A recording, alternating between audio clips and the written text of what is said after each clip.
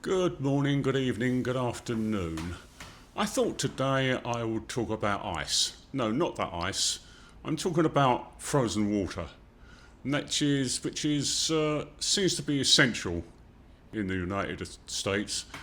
Um, don't get me wrong. Back in the old country, I would not be averse to putting a cube or two of ice in a drink in the summer to keep liquid cool.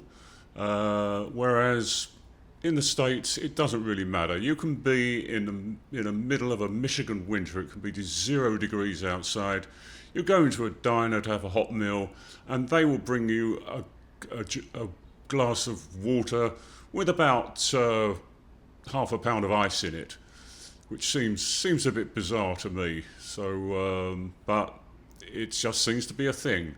Whenever you get water, it'll have ice, plenty of it. It doesn't matter if you're in the tropics or if you're in the dead of a Midwestern winter, you will have plenty of ice. I usually have to say to somebody either cut the ice down or just don't give it to me with ice, especially if it's in the middle of friggin' winter. Ice, yes. I remember I was flying on a British Airways plane once with my wife, and she has a thing about ice. She's got to have ice in everything. We live in Florida, so it's even ice in wine as well. And I made a little joke, and I say, well, we ration our ice in the UK. You're allowed 3 cubes. That's your max. So when the flight attendant came along and she got her cocktail, a vodka and tonic or whatever it was, we heard plop, plop, plop, 3 cubes.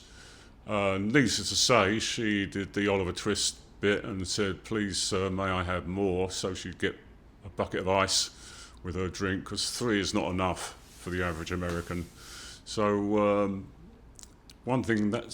one thing about it. So, ice.